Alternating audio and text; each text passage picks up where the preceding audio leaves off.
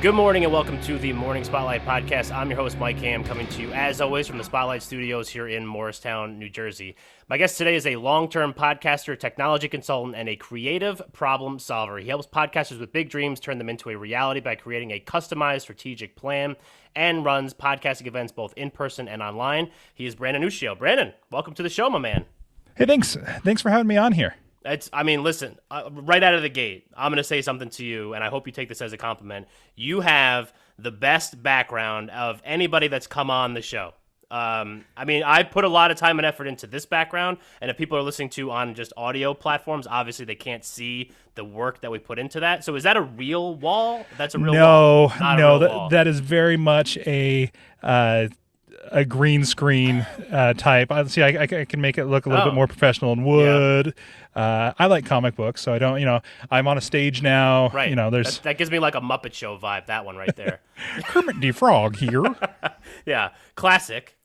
But so you're a Spider-Man guy, it seems like. Is that like, that was gonna be my first question to you. If you had to pick one, and we're gonna get into why we're talking about this, but if you had to pick one fandom thing, like they said, they made a law. The United States made a law. You had to pick one. You can't have multiple, fandom type things. What would that one be? Oh, that's tough. So for a long time, I ran a show called Fandom 5 where I asked people for their top 5. And I can't tell you how many times people are like, I can't choose just 5. And so now you're narrowing that down to even one. Yeah, well, we ask hard-hitting questions on this show, so I got to put you under the gun, like, right away. You can give me 5. You can give me your top 5. I think that's because maybe I like Batman stuff. I like that kind of stuff, but I don't. I think I would probably be able to narrow it down pretty well. But if you can't, you can give me 5. I'll allow it. All right. I'm going to go through these first. Star Trek, Star Wars, Stargate. Those are the top 3. Okay. I cheat a little bit by saying comic books, because that kind of covers everything. Nowadays that's just what things are, right? But right. And then the number 5. This is cheating even more than comic books. My number 5 is fandom itself. There's something about like being in a room full of people who absolutely just love something that I just can't get enough of. There was this one time that I was at a Comic-Con and Stan Lee was going to be there, and I wanted to be close to the stage. Maybe some of his success would rub off on me. I don't know what it was, but I was like, okay, there's a lot of people here who want to see and meet Stan Lee, and so I need to get into this room like 3 hours beforehand so that I can slowly move my way up further and further up into the room as people leave from the previous ones. Yeah. And the person speaking right before Stan Lee was Barbara Eden from I Dream of Jeannie. Okay. And it's pretty cool. But like the original I Dream of Jeannie? Yeah, the original I Dream of Jeannie. Yes, it was the Genie. She was there, and she was up on stage talking, and so I thought to myself, oh, they're genius. They put Barbara Eden before Stan Lee because nobody who wants to see Stan Lee is going to care about Barbara Eden. And so I sat there. I got pretty close to the front, and I sat down next to this family, and they were wearing your stereotypical nerd shirts because they were at Comic-Con, right? And so I turn over to them, and the dad's maybe 50 years old, and he's got a couple he's got like a 16-year-old and like a 12-year-old, and so I'm like, oh, surely they're not here for I Dream of Jeannie. Right. So I turn to him, I'm like, are you doing the same thing I'm doing, trying to get up closer for Stan Lee in the next panel? And they looked at me like I was a monster. An absolute monster. And they're like, no, we love I Dream of Jeannie. Our family has all these things. We watched the episodes every night. And I'm like, okay. And so they sat there and they started to explain to me why they loved it. And you know what? By the end of it, I was like, yeah, I love this too.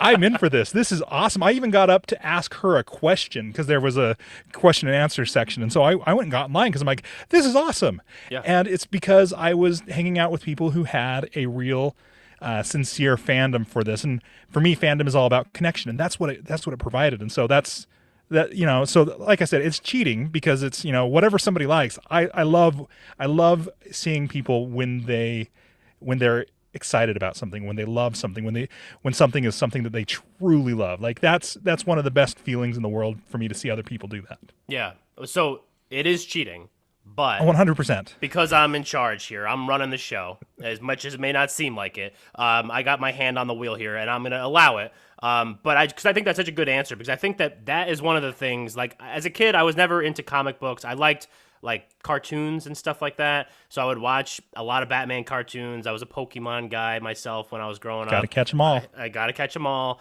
So I watched the TV show. I had the cards. I did all that kind of stuff.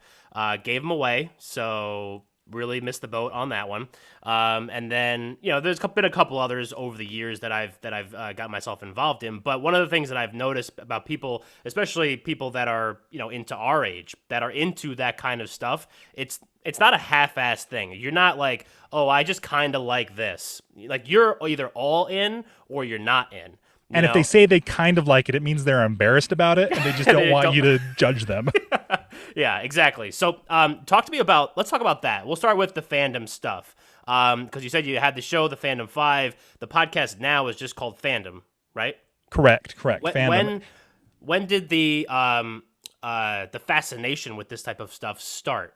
Obviously, probably prior to the podcast. Oh, way prior. You were one of those kids who wasn't way into it, but for me, that was my life, right? Those were things that I absolutely loved.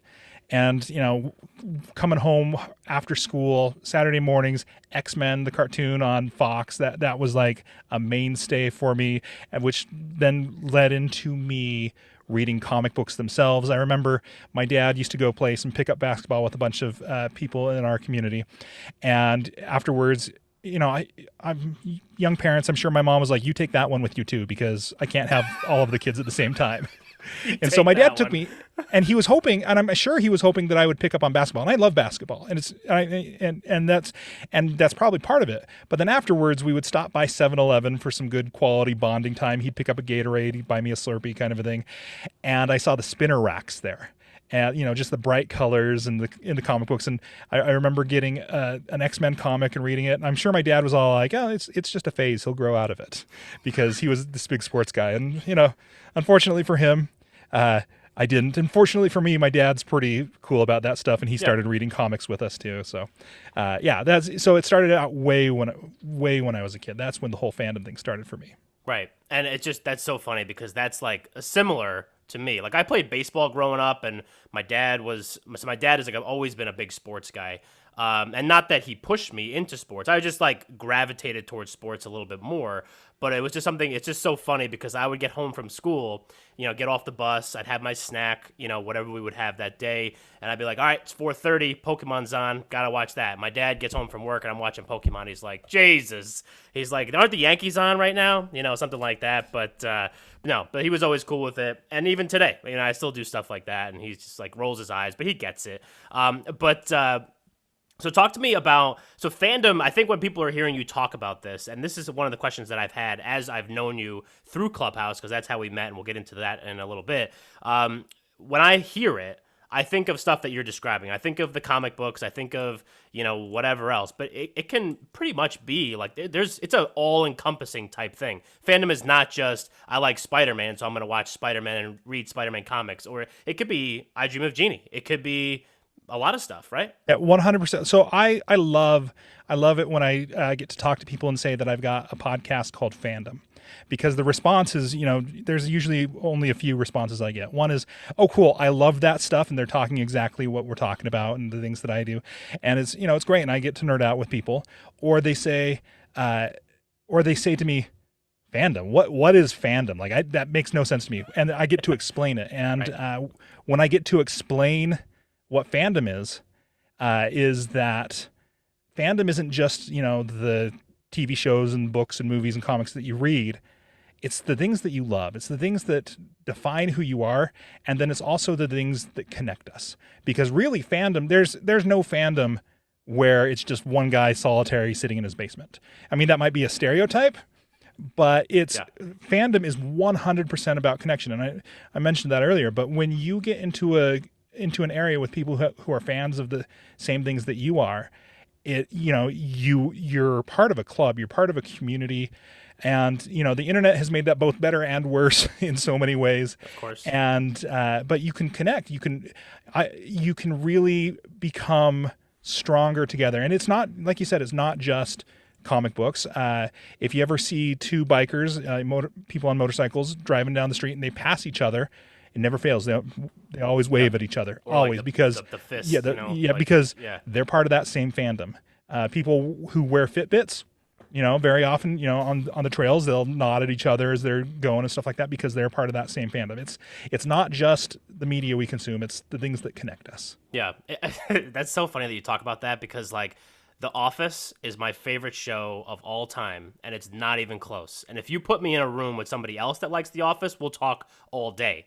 And if you put me in a room with somebody that starts trying to quote The Office and clearly does not know what the actual quote are, I get like upset. That's what we're talking about here, right? Like, I mean, I'm so like into it that like it's part of who you are. It's part of who I am. Like, I mean, I've watched Michael Scott, literally, I don't know how many total hours in my life since I started watching that show, and I don't remember when I started watching it, but it's just, it's one of those ones where you finish the whole series and you're like, well, there's nothing else good on Netflix, so I guess we're going to start it again. Yeah, right. But then you start picking up on all these little different things, and you start learning different things. Now they have the Office Deep Dive podcast, which I've listened to that with Brian Bumgarner, and I'm just like, this is so cool because they're talking about all these different things that I just never knew. But he's a really nice guy too. I met him at a comic convention. Oh, really? And super like nice a good guy. Yeah. It seems like everybody that they have coming through there, like all his guests, because he's had Steve Carell, he's had John Krasinski, like everybody, Rainn Wilson, and it just seems like everybody is just like a good person,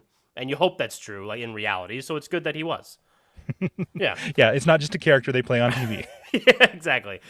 So when does the fandom side of you decide like, hey, I'm going to start a podcast? Was that the first podcast you ever started? Was it about that kind of stuff? Yeah, so Fandom is actually the first podcast I ever started. I've rebooted it, had reimaginations of it, just like any good fandom over the years that I've been doing it. But it started seriously. It started with it's 2013-ish. Where I went to my wife, there was some superhero news that had just come out about some casting for some movie. And I mentioned to my wife, oh my gosh, they cast this person to play this role. I can't even remember which one it was, some Yeah. news or something that I was like, this is really cool. And my wife looked at me and she says, I can't take it anymore. I just can't. You need to go find somebody else to talk to about all of this nerd stuff. Yeah. And, I love my wife. Like, I don't want anybody to think ill of her. This is so not her thing. And I love her for that because she keeps me grounded. She keeps me in reality because otherwise I would just like go running off a cliff after this stuff, right? She pulls me back a little bit like, no, remember you got a job, you got bills to pay, you got a family. Right. She's amazing for me. You need that. It's the yin and the yang. It's the yin and the yang. Exactly. Yeah. Exactly. But she just couldn't take me talking about this stuff anymore. And she said, you know what, go find somebody else to talk to about it. And so, around that same time, I went to a convention, a Comic-Con with her cousins, actually. And we started just getting into all these nerd arguments afterwards. Oh, what if this person fought that person? Or, Firefly Season 2, what would that look like? Just a lot of discussions about nerdy topics like that. I said, guys, we should do a podcast because, that's how every podcast of this genre starts is a bunch of people think they're really smart and funny about something. So you fire it off and, we did, and life happened and each of them, found girlfriends and wives and kids and life. And at that point I was not just into the fandom stuff that we were talking about, but I like taken like just head first into the whole podcasting world. And so they all went off and I found some new co-hosts and we've just continued it on since there. We've had a couple co-hosts come and go throughout the years. Myself and my co-host Nick English. He came in after that first year and has been with me since then on it. This is crazy. Yeah. Yeah. Right. 2013.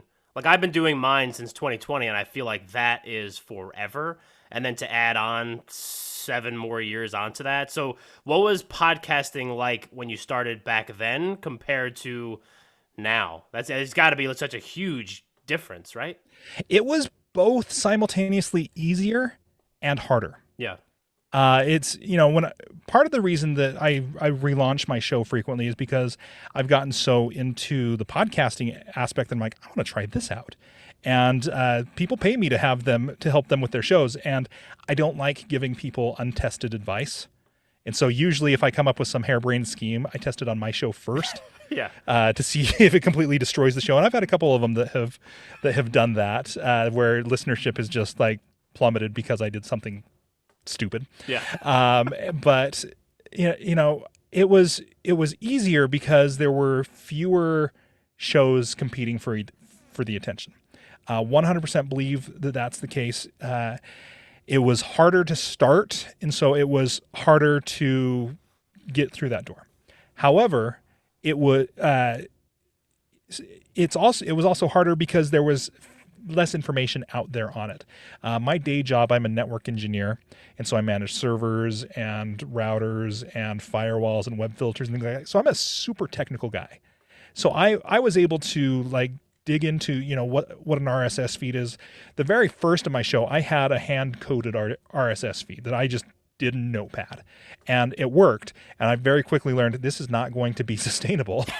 And so I then had to figure out how to move on past that. And at that point, I had enough time in the space that I was able to vet some of the information. So it was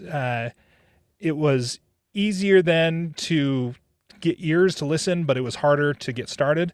Now I feel like I actually feel that in some ways it's actually harder on both aspects now because you have to get started, which is, bare bones minimum starting is easy, but getting started the right way is hard because everybody out there is a podcast expert now. Yeah. Oh, I've done 6 shows. I'm a podcast consultant. Right. And so you get some really good information on the internet and some really bad information, and now you have to parse through what's right.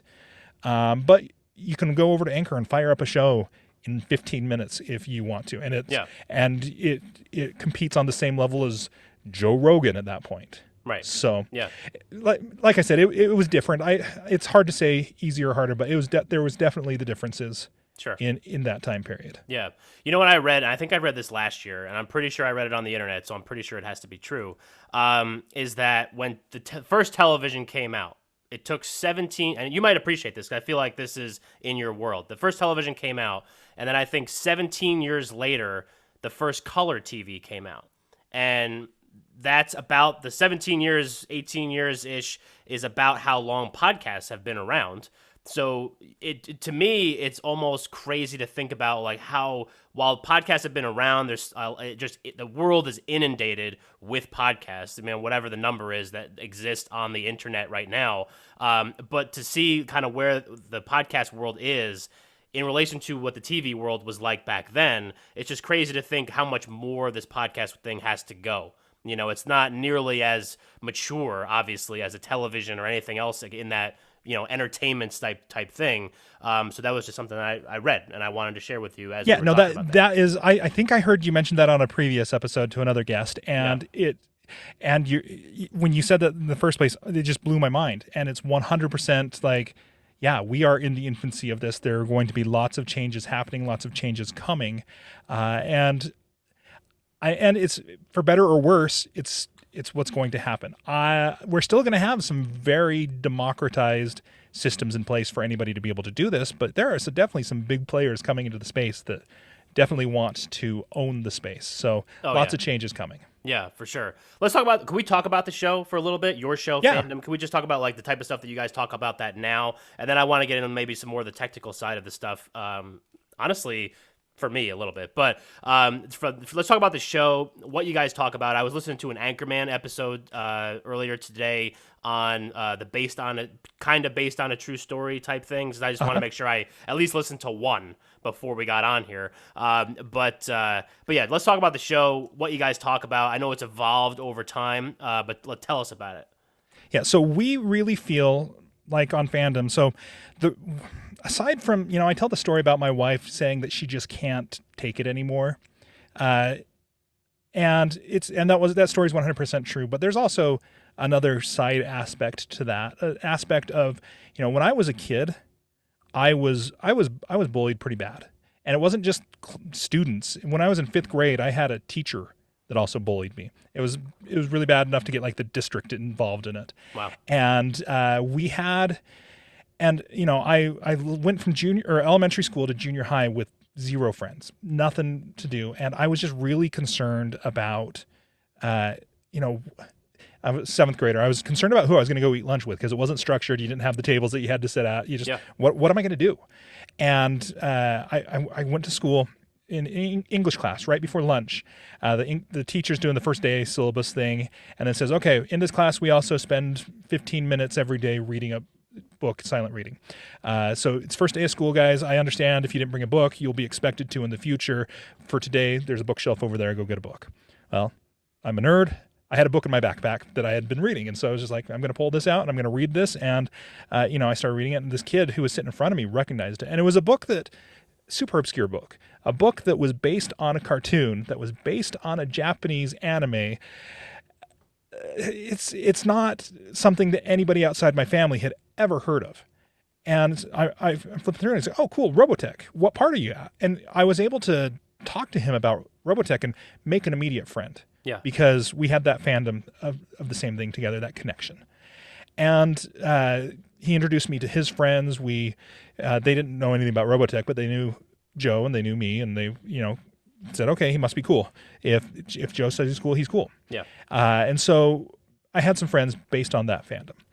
And so that's one of the things that we want to do with fandom, is we want to give people ways that they can connect with others and with us and feel a little bit more confident in themselves, find ways to stop fighting with each other, because constantly on the internet now, it's if you're not fighting, you're not on the internet, right? And so we want to take fandom and find ways to connect people.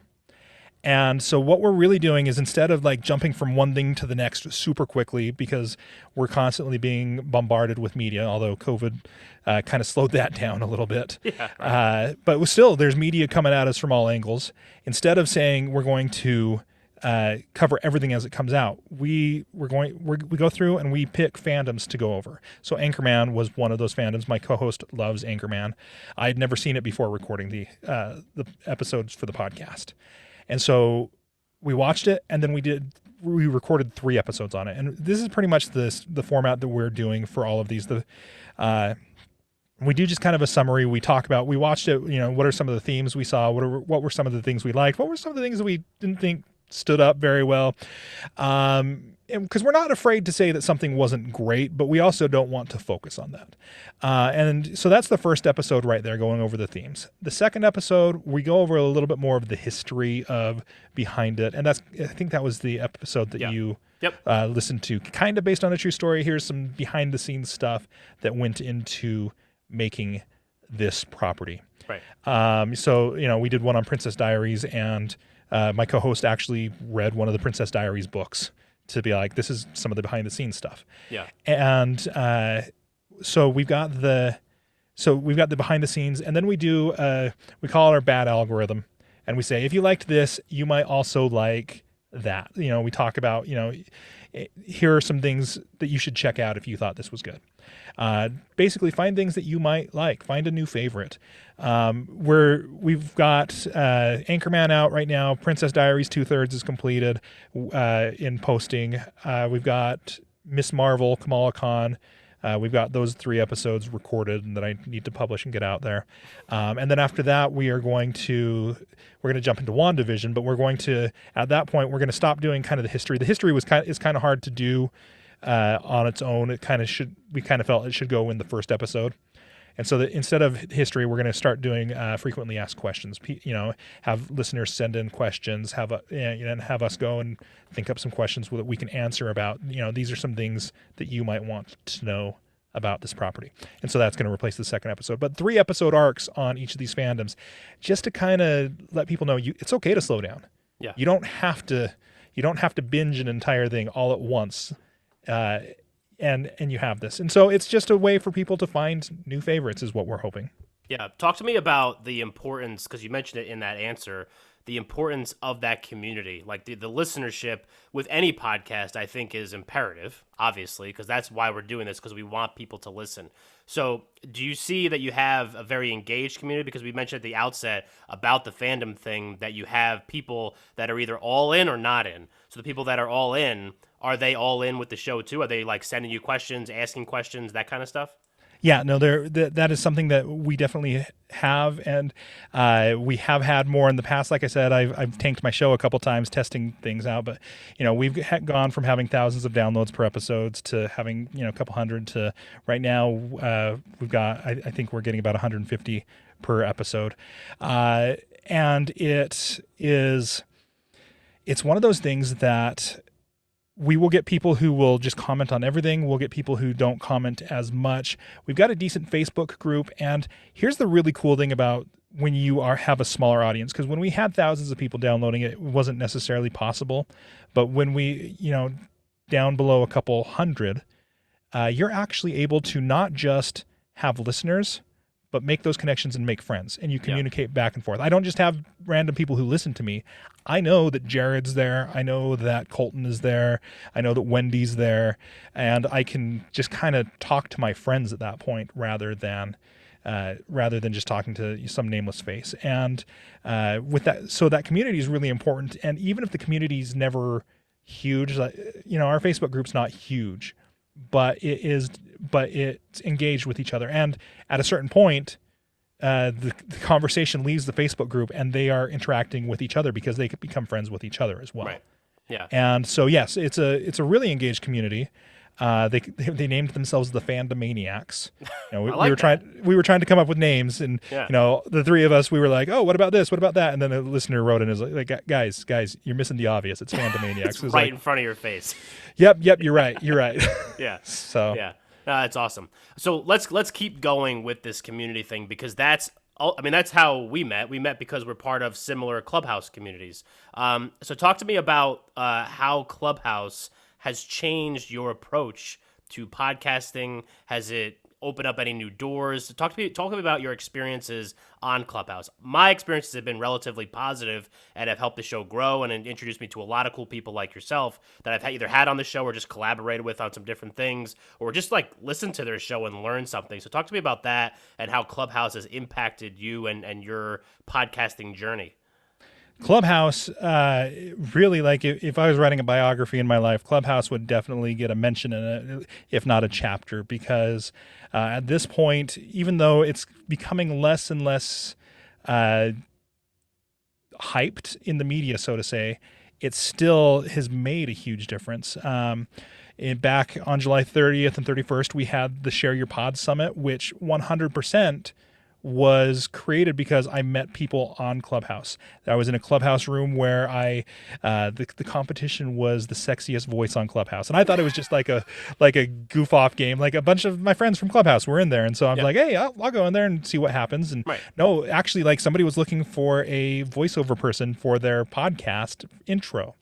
And I ended up winning that. And she said, hey, I do a magazine. I would love to interview you as an article in the magazine to go along with the new voiceover. I said, great. And as we wrapped up that interview, we started talking about events. She runs a lot of online events. And I ran mostly in-person events. I've run exclusively, well, with the exception of one at the very beginning of COVID, in-person events. And I mentioned I have a hard time with online events because I just don't feel that the value is there for the speakers, the guests, and the organizers. Like I can hit 2 out of the 3 of those, but then at that point, the other third just gets left out in the dust, no matter how I try to rearrange it. And she said, no, I've got this system that will do that. It will make that be valuable for everybody. And so we started talking. She said, why don't we do a podcast event? Because she had never done a podcast event. I'd done 3 or 4 of them in person. And so I said, great, let's do that.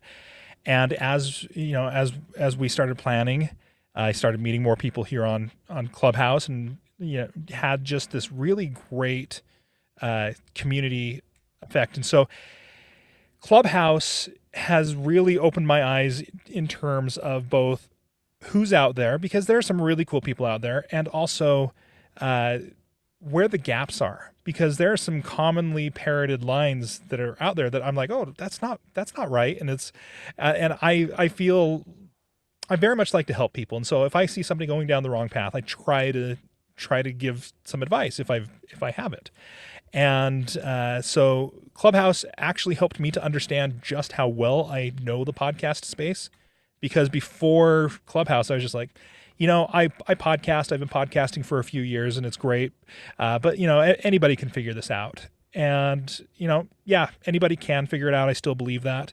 But I've got such a head start on a lot of people. It's like, hey, let me show you what I've seen over these years, and let me show you how these things connect. And I think it's, Clubhouse. These connections on Clubhouse have been amazing in terms of connections, and then just on focusing on creating things that help people. I've made some worksheets. I've made some infographics and things like that actually solve problems that I didn't realize people were having, that I'd solved on my own at one point or another. And so Clubhouse has been great for that. Yeah. No, I totally agree. And it's one of those things too, and I've said this a bunch of times on Clubhouse, on this show. Clubhouse is one of those things that I think it existed last year when I started my show, but it wasn't the phenomenon that it became in like December, January, and then leading up all the way up into September, because we're obviously recording this day of. But I think that's one of the things. It's like that 10,000 hour thing. So if you can leverage somebody else's 10,000 hours doing something, why wouldn't you? Because that makes them an expert. And if I'm only been doing this for a year, I mean, I'm way ahead of where I was last year, but the growth from probably December to now has been so exponential, just being there, learning what denoising is, learning what all this kind of stuff was, how to put your track and my track on different tracks. Because I used to, when I first started recording, it would all be on one. So you would have somebody that was like super loud, somebody that was super quiet, somebody that had a constant hiss in the background. And I'm just like, how the hell do I get rid of this? And then somebody was like, just put them on two different tracks. I'm like, whoa, mind blown. So you talked about one of the things that I think is funny. I don't know if it's funny. I don't know if funny is the right word, but you hear some common parroted lines that are just not necessarily correct. So what are a couple that really like stick in your craw? Like what do you not like? Like what are the things that definitely stand out? One that stands out to me is the just start mentality. And I agree with it on a lot of aspects. But if you can have any preparation for it, you should. But if you're the kind of person who will overplan to death, like there's this balance, right? Like you have to be somewhere in the middle. But I constantly hear people say, "Oh, just start." I also hear people say, "Oh, just make a show that you enjoy." And it's like, okay, yes, that has to be part of it, but it has to help people in another way. Like people have to feel that you're in it for them as well. So a couple technical ones is that it's fine if you are doing video, you don't want your microphone closed. So here, go ahead. We'll put the microphone over here and we'll just talk, and it'll be great. Welcome to the podcast. And it's like, no, don't do that. Yeah. Don't do that at all. Blue Yeti is one that gets so this one I'm kind of. I don't like recommending the Blue Yeti. It's a microphone that is difficult to use. It's not a bad microphone. It's just difficult to use, which means that most of the time it gets used incorrectly. And so because of that, it's gotten a bad rap. So when somebody says, yeah, just go buy a Blue Yeti, put it on the table in between the two of you. It's like, no, if you're going to buy a Blue Yeti, put it right up in your face, turn the gain way down, and set it to this cardioid mode. But the Blue Yeti is one that gets to me. I feel like the attitude on this has lightened up a little bit, at least on Clubhouse. Anchor owning your show and Anchor being a bad host because it's free. I came in guns blazing on that one because they changed their terms of service years ago on that. Because they went from being a social media platform to being a podcast host. And it does what it's supposed to do. It's IAB certified. So that's, I was constantly hearing people say, oh, you need to get off Anchor. No, there's no reason to get off of Anchor. I I hesitate to recommend it to brand new podcasters because Spotify's doing some things that I don't love in the podcast space. Yeah, I was just Anybody ask who's about on that. there, Yeah. Anybody who's on there right now, they're absolutely fine with that. Yeah. So. Yeah, I mean, I've been on since I started on Anchor, and I was going to ask you about that whole thing with like the RSS feeds and Spotify, and Anchor was only going to put your stuff on Spotify unless I think they said something, if you specifically request an RSS feed, they'll give you one, but otherwise you're just on Spotify. And, but yeah, I just think that's interesting. But I think that's go ahead. Sorry. I was just going to say that's just something that Spotify wants to be the place that you go listen to podcasts. There's a couple of reasons why I think they're doing this. So if all of their podcasts if they've got podcasts that are only on Spotify, like Joe Rogan, Caller Daddy, and Jim's podcast with his two best friends, they don't care what podcast it is. They just care that they've got people that are going to listen solely on Spotify because that's where their podcast is. Yeah. So that's one reason they're doing it. Another reason is Anchor is a great test bed to try something out and then be like, ooh, this podcast thing is a lot more work than I thought it was going to be. Maybe not. And so you don't have to pay, a podcast host for it. But because you don't have to pay for it, it also, the show just lives up there in perpetuity until you close your Anchor account, which most people I'm going to get back to that someday. I'm not going to close it out. We'll get back to it. And then they just never do. And so people were starting to run reports and see statistics of, 80-90% of Anchor shows have been abandoned. Yeah. And that's not a good statistic for Anchor themselves. No, so it's definitely a bad one for sure. Yeah. Yeah. I think it's so funny too. Like, and when I listen to people like you talk, and you're one of the people on Clubhouse, and I know we haven't seen each other on Clubhouse in a while, but I'm very very specific to my room, and because it's just it just takes up so much time, man. It's just it's so much time. But if you're not careful, it'll take up all of the time. Every minute you got will be on Clubhouse, and that's what it was January, February when I first got on. I mean, I was on all day. Like, I would just listen or talk on whatever stage or whatever. But it's just so funny when I hear people talk about like the just start thing, and I was a just start guy, but I had at least a little bit of an idea of kind of what I wanted to do, and then I just went for it. And but one of my blessings and one of my curses is that I'll just do something, and then if it works, great. If not, then we'll abandon it. But this is one of those things that seemed to work, and we didn't abandon it. But we talk about mics. Like, this is a Fifine. Have you ever heard of a Fifine? Yes, I have. It is a $70 mic that I asked a buddy of mine who is a networking partner of mine too. He is a singer in a screamo punk band. And I wanted one that had a boom arm, and I didn't want to spend a lot of money. And I was like, what do you think about this? And he's like, should be fine. I'm like, all right, well, he sings, he must know. And then I bought it, and now I'm trying to upgrade and do some different things, but that's just a whole other other shebang.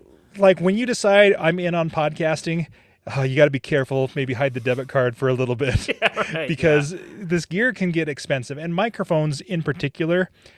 They're one of those things that make you feel good. Yeah. But there are diminishing returns on it, how expensive your microphone is. This is a $400 Aston Stealth. It's a decent microphone. I like it. It makes me feel fancy. This guy right here, this is a Pyle PD Mic 78. It was $15 on Amazon. And now I'm talking into that microphone, and it's really not that. I mean, it's not a $300 difference, right? No, it's So there is definitely a difference, but you don't notice it quite that much. And this is why I'm telling you, you've got to be careful when you do when you get into podcasting gear, because you'll just have microphones all over the place. Just plugged in all over the place. This guy right here is the Samson Q2U. This is the one that I actually recommend to most brand new podcasters. It's $65 at Best Buy or on Amazon. Yeah. And on the back, it's got the XLR port, which is the cable that I've got plugged in right now, but it's also got a USB port. So if you want to just plug it directly into your computer, you can, or if you have a big fancy mixer, you can use that as well. But the Q2U sounds like this one right here. And so it's really, the trick is really more the microphone technique than it is anything else. Yeah. And because if I talked into this microphone like this, it does not sound as good. No. It just doesn't. Or on the similar side, if I talked into it like this, you can't see it in the video, but it doesn't sound as good. Yeah. But if you notice, with this guy right here, okay, sorry, my zoom jumped out of the way. On this microphone right here, and with all these microphones, if you notice, I've got it angled to about a 45 degree away from my mouth. And so when the air is going through my mouth, it goes past the microphone, but the microphone can still hear me, which then keeps it from going popping in peas and peanut butter, pickled peppers.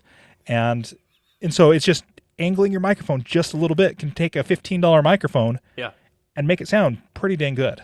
Yeah. So I like the sound of your microphone. I think it's good. I'm pretty sure it's a condenser microphone based on the things that I've seen on it. Which that's the one you got to talk directly, or you can only wait. I think this one only picks up. You have to talk right into here. It won't pick up like anything on the other. Yeah. Side. So that's the pickup pattern. That's and so if you'd have to talk right into it, it's a front address cardioid probably, which means that it doesn't pick up from behind it, but it picks up in front of it. Condenser mics pick up a little bit more of the range. And so it sounds a little closer to what what it really sounded like. But then you've got to be careful with that if you're not in a treated space, because at that point it will pick up everything. Your AC kicks on, the crickets chirping 2 houses down. It will pick up all of those sounds. The train that comes through, because the New Jersey Transit that takes you to New York City literally runs right here on my building.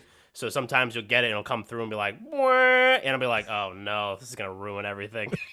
And I have the loudest air conditioner in the world, so it's funny that you said that, because I mean, if it kicks on at any point during this episode, I'm sorry, but it just gets too hot in here, and it's gonna sound like an airplane's taking off. So not a treated space, but we do the best with what we have. Yeah, and you use it correctly. You get close to it. You turn the gain down, and that helps with a lot of it. But the dynamic microphones, they don't pick up all of those same frequencies, and so they usually are what are recommended to podcasters who are just starting, who aren't using a studio or a recording booth or something like that, because they're more friendly to, I call them hostile environments. I sit right next to the furnace in my house when I record. Yeah, okay. But because it's a cardioid pickup pattern and it picks up this direction right here, and the furnace is over there, it doesn't pick that up as much. I've got the gain turned down so it doesn't pick it up as much, and then I do a little bit of denoising when I do the editing. Yeah. But there's a deep rabbit hole that you can jump down. Oh yeah. But if you want something basic, I like things with XLR and USB so that you're flexible, and just to try it out. It's not hard to say, okay, I'm going to go spend $75 or $65 on a microphone. Yeah. And see what happens. What happens. Right. Yeah. I love that, by the way. We've never had a microphone demonstration on this show, so it was the first time, and I was not expecting that, and I think that was amazing, because it's sometimes like hard. You'd be like, hey, Branden, what microphones do you like? And you can like lay them out, and you can watch YouTube videos on them and stuff, and then people are talking, and they're like, this is me on this one, this is me on this one, this is me on this one, and you're like, I don't know what the difference is, but that was fantastic. I heard all the differences, so now I know which ones I want to get. Maybe we'll see. I'll let you know. But all right, so we laid out how the technical side of it, but you had mentioned a couple with the worksheets and some of those other things. Can we talk about that? Like, how do you work with podcasters? What are some of those things that you offer to them that they can use to help plan their show, all that kind of stuff? Yeah, so there's a couple different things that I do. The main one that I like sharing with new podcasters who are just looking to start is called the Podcast Canvas, and if you're a business person and you've ever looked at the Lean Business Model Canvas, it was modeled off of that. If you're not a business person, it still works. It's a single page that basically asks you a bunch of questions. It doesn't answer anything for you, but it gives you all of these things that you're supposed to be thinking about when you start, like what makes you different, what's the title of your show, what's the format of your show, what are the goals for your show? Because then those goals dictate a whole lot of other things. If you just want to connect with people in your community, great, you know what you're going to do. But if you want to make money, completely different way to approach things. Who are you talking to? What are you going to be asking them to do? Things like that. And these worksheets I have available over at ushiolabs.com. It's just my last name and labs.com. And they're great ways to do that. I've got a 50 episode planner, because another thing I've heard people say is like, I have no idea how to what I should record about next. Because when you first start your podcast, you're like, great, I know exactly who I'm going to talk to and what I'm going to talk about. And then after a little bit, you're like, oh, I'm running out of episodes. I need to figure out what I'm going to talk about. Yeah, welcome to my world. Yeah. and so it's just a way for you to break down, okay, on this topic. So if you're in an interview show, it's like, here are the topics I want to talk about. Here are the people who would fit underneath there. Or if you're a topical show, here are the topics I want to talk about. Here are 5 different episodes I can do for each topic. And within a half hour, you can have 50 different episodes planned. And so it's just at that point, just grabbing it and going at that point, or scheduling it with them. I've got that one. I've recently taken a head dive into artificial intelligence. And so I've got a podcast copy kit that I use an AI to fill out. So you can fill it out yourself, but this AI just is amazing. In about 20 minutes, I can fill out a ton of stuff, write a 1,000 word about page, and have 15 different episode ideas and engaging questions to go along with it, all AI based. It's incredible what it can do. And then I've also got these some free resources where it's just a matter of, and the podcast canvas was free, and everything that I've talked about has something free to go with it. But like, if you want to use Google to generate episode topics, you can do that there, and I've got tools for that. If you don't know what to name your podcast, I've got a whole checklist on, here are 6 steps that I've always told people that you need to make sure that you follow when you're naming a show. But it's kind of crazy. Just when I found on Clubhouse that all of these problems that I've tackled, that some of them came kind of naturally to me. But people come on Clubhouse and say, how do I do this? And it's like, okay, let me think about how this works. Because I mentioned by trade, I'm a network engineer, which means I take big complicated systems, break them into their smaller parts, and then I put them back together. And so that's kind of what I'm trying to do for podcasting, is I'm taking this big complicated beast, breaking it into a smaller part, and then showing people how to take those basic building blocks and put them together in a way that will work for them. Right. Awesome. I think those are really cool. And you know that Google thing that you talked about, it was in, I don't know if it was my Clubhouse room or one of the other ones. I try to do that for my episodes now. I've been trying to do that to hopefully drive a little bit more SEO to those episodes and make sure that I'm not just like calling something like, whatever. I don't even know what I would call it. Branden Ushio. Like, that's the title. I mean, really like something a little bit more engaging. Maybe get some people on that may not normally listen and discover it and all that kind of stuff. So that's been one of the things that I've used that I've learned from you. Well, and that's a really good point right there, because podcasting, a lot of people think podcasting is kind of like YouTube, but it's very much not, because YouTube has a discovery algorithm behind it. You can just post stuff up on YouTube and eventually it will start to get traction. Where podcasting, you can post it out there, but if you don't tell anybody about it, it's never going to show up. So if you can get your stuff ranked on Google, then Google will help people to discover your podcast and help you get a little bit more traffic that way. But yeah, podcasting inherently is shouting into the void until you start telling people about it. Yeah, right. Yeah, but you do know that now I'm feeling a lot of pressure. So when this episode posts, I'm going to have to pick the perfect title. So I'm literally going to be doing that Google thing, and I'm going to be like trying to figure it all out and everything. So there's a lot of pressure, but I hope that I do you proud and we put a good title on this episode. If you have any suggestions, I'll give you a grade, and I'll shoot you some messages behind the scene. Yeah, perfect. So you also mentioned, we had talked about Share Your Pod. We're almost done. I'm keeping you longer than I told you I would. We talked about Share Your Pod earlier, and before we got on here, obviously this episode is posting in September. The first Share Your Pod was back on July 30th, 31st over the summer. It obviously went off without a hitch. It was fantastic. A lot of great speakers, including myself. You crushed it, Mike. You crushed it. I crushed it, as always. But you mentioned before we even started recording that you're hoping to turn that into a more frequent thing, not just like a one-off type thing. Talk to me about that. Is that that's a goal that you guys have for Share Your Pod, right? Yeah, for sure. So this Share Your Pod is a free podcasting event that we also are taking the answers that people, or have taken the answers that people have given on, because we're asking everybody two questions. We're asking them, why did you start your podcast? Because everyone started for a different reason. And then what do you know now that you wish you would have known then? So what actionable advice would you give to a new person? We're taking all of those answers and we're highlighting each of the speakers and have published it into a book. So there's some value right there for people who are wanting to learn, also people who speak right there, right? And then we're also taking those episodes, turning them into a podcast. We have our Expert Alley was all for VIP ticket holders. So Share Your Pod's free. There is a VIP level where we've had probably about a dozen or so trainings in there now on some more advanced topics and how-tos, and brought some really cool trainings in there. And we're gonna take those and we're going to bundle those up so that every event, people will have access to the older ones as well.